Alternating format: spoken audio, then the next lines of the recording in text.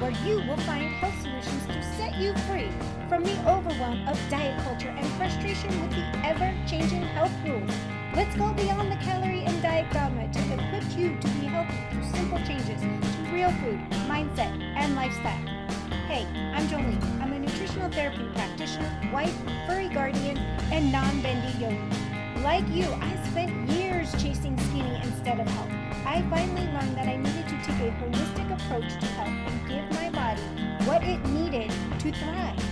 So if you're ready to take back your health one simple step at a time for results that are undeniable, like more energy, improved mood, better sleep, and fat loss, this is the podcast for you. Hop in those headphones, take a deep breath, and let's get healthy. Hey! So today we are going to talk about protein. The power of protein. You see, protein is one of those macronutrients. It's one of the major ones that we track, but it's got so much conflicting information out there, like what's too much, what's not enough. You've got people saying high protein, moderate protein, low protein. You don't need protein. Well, let me start by dispelling the myth of not needing protein. You will die without protein.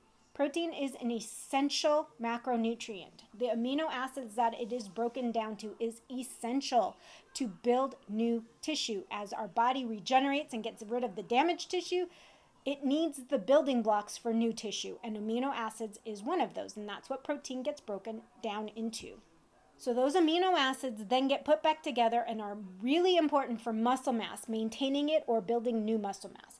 Without amino acids, you are not going to maintain your muscles or build new ones. It's just not a priority. Carbohydrates do not make muscles. They put glycogen in there and make them look puffy, but they actually do not make muscle tissue. Protein does that. Amino acids do that. Now, another really important thing about what protein does is it is the buildup of the sheath around our bones to help them not be brittle and frail.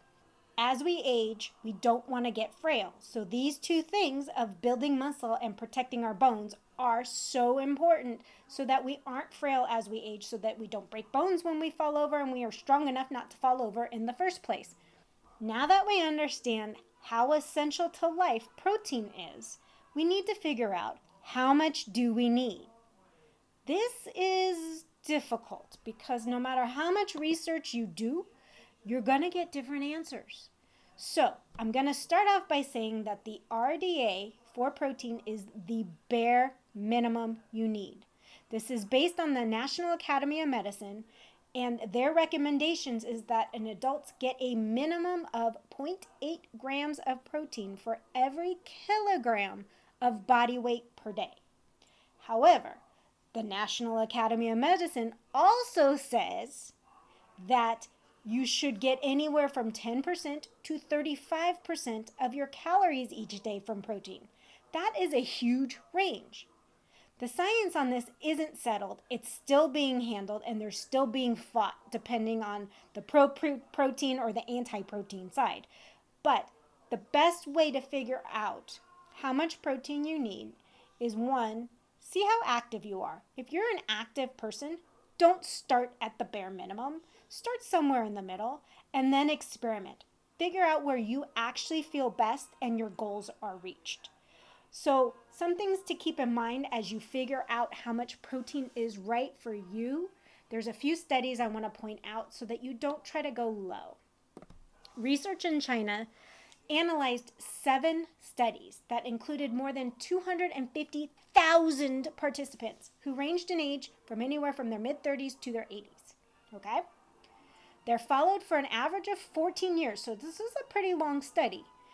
People with the most protein in their diets were 20% less likely to have had a stroke during the study period than those with the lowest amount of protein in their diets. Which, even more impressive, the risk of stroke went down 26% for every increase of 20 grams of protein per day. So more protein, less risk of stroke. Now this could be mainly because the protein, what it was replacing. It was most likely replacing simple carbohydrates. And we do know from other studies that high insulin increases your risk of stroke. So and high blood sugar. So when you replace that with protein, obviously it reduced your stroke risk, which is phenomenal. And then I found another study that reviewed the optimal protein intake in aging adults. Now, they defined aging adults as those over 40. Do not come at me. I did not define aging adults as over 40. The study did, not me. Okay? Just want to put that out there. But what they found was that the current recommended protein intake is not sufficient for muscle mass or strength maintenance, meaning we should be eating more than the recommended daily allowance. So those are two studies I want you to keep in the back of your mind when you're trying to figure out how much to take in. The RDA most likely isn't going to give you enough to maintain your muscle mass, to maintain your strength, and to prevent the risk of stroke. Okay, we don't want strokes, do we? Now we get into the part of protein that I really enjoy. Protein helps you in your weight loss and weight management efforts. And you might be going, huh? A calorie is a calorie. Calories in, calories out. I know that it matters what kind of calories, but calories in, calories out kind of thing. Take a step back. Everything we eat has a thermogenic effect on the body, meaning it needs energy to just digest it. That also means that while we're digesting it, we're burning more calories. So protein comes with 4 calories per gram. And it takes 20 to 30% of that just to digest it. So we get this little bump in energy expenditure when we eat protein. Now this goes back to the biggest thing that I often say, and you'll hear me say it over and over again.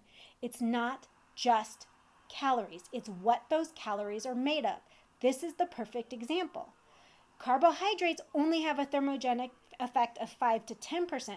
So this is a minimum of like 1.5 to 3 times as much thermogenic effect just by eating protein over those carbohydrates. Now, the other way that it helps with our weight loss and management efforts is that when we ingest protein, like I said, gets broken down into amino acids. And those amino acids just circulate through our bloodstream until it's either used for building blocks for tissues or bones or excreted.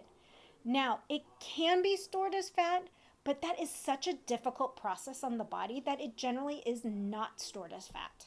In order for the body to store protein as fat, it first has to convert it over to glucose. Then that glucose needs to then be converted over to triglycerides to be stored as fat. You see, it's a big, drawn-out process. It's just easier for the body to excrete it as urine, and we know that the body likes to do things that's simple, quick, and easy, especially when it has glucose stored. It can use fat for fuel easier than converting all this protein over. So the whole concept of eating too much protein turns into cake isn't actually proven and can't really be proven. Now, does protein ever get converted into glucose? Absolutely. If you're on a low carbohydrate diet and your body needs glucose because it always stores a certain amount in the body, it will then use the amino acids for that purpose. So it does do it, but it is not going to do it with excess protein. This is where that concept that excess protein damages the kidneys came from. So you can't have it both ways, that it turns to cake and it damages the kidneys. The excess amino acids get excreted from the urine. Got it? Okay, so now we've got to break that myth of high protein damages healthy kidneys. Now, I'm going to put the caveat out there. If you have damaged kidneys, work with your nephrologist. I am not your nephrologist. I'm not your doctor. I am not your medical practitioner. But we are talking specifically about healthy kidney function.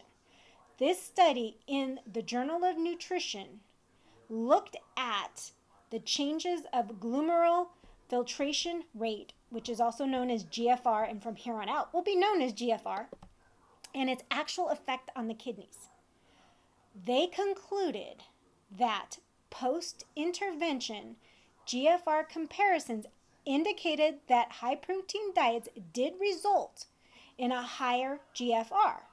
However, when the changes of GFR were compared, dietary protein actually had no effect. So their analysis indicated that high protein intakes did not adversely influence kidney function at all on the GFR of a healthy adult. So take that for what it is. But there has been no linkage at all in studies that high protein actually damages the kidney of a healthy kidney. When you have impaired functions, there are things you need to do because your kidneys aren't working properly. Whether it affects a damaged kidney or not, that still needs to be looked at. I don't think that they've actually studied that at all.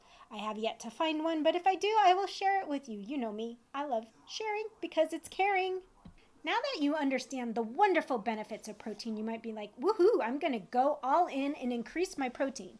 And now you're wondering how. I'm a big advocate for animal proteins because it is a complete protein. Plant sources of proteins are good as well, but it's really hard to get complete protein, meaning a full amino acid profile from plants. You need to learn how to combine certain ones to get that full amino acid profile, where animal proteins come in a nice, clean, complete package, which makes life a lot easier. They also come with lots of vitamins and minerals and other healthy things that we need in our body, so we don't have to combine with all these other foods as well. So to increase your protein, aim for a minimum of 30 grams of quality protein at each meal if you're a 3-mealer a day person. If you're a 2-mealer a day person, you're going to have to bump that up to 40 to 45 grams. Even if you're a 3-mealer, if that 90 grams per day is not enough, you're going to have to bump that up maybe with a couple of snacks. If you need some great snack ideas, the show notes have a link to a handout of some high protein snack ideas, which will help you get through that part of it. Also in the show notes is a link to what I call a blogcast, which is the blog that corresponds to this podcast, and it will have a list of all the studies I cited in case you want to go read them for yourselves. I just want to make sure that I did not pull this all out of my butt. I did pull it out of actual studies and not thin air. So today's task is to start increasing your protein, play around with it, and see where you feel best. If you have any digestive issues, make sure before your meal, take a shot of apple cider vinegar to help with the digestive juices so you can break down the protein either right before, right after, or within 30-40 minutes before or after will do the trick. It will help you because a lot of times when you increase your protein, you say, I don't like protein, it turns me off, but it's because you're having trouble digesting it because your digestive juices aren't there. It is not high enough to actually break stuff down. So that's something that you need to be aware of. But protein, the most beneficial macronutrient for a thriving aging society, prevents sarcopenia, helps with weight management, weight loss, and it's just tasty. So enjoy your protein. And on that note, friends, I will see you next time. Bye. Thank you so much for tuning in. I hope you enjoyed today's episode. If you found value in what you heard today, I would be incredibly grateful if you could help spread the word. Sharing is caring after all. Share the podcast with others that will find the information helpful. It's through your support that I can continue to grow and bring more amazing content. And if you have a spare moment, I would truly appreciate it if you could leave a review on your favorite podcast platform. Your feedback means the world to me, and it also helps others discover my show. I read every review and take your suggestions to heart, so please don't hesitate to let me know what you think.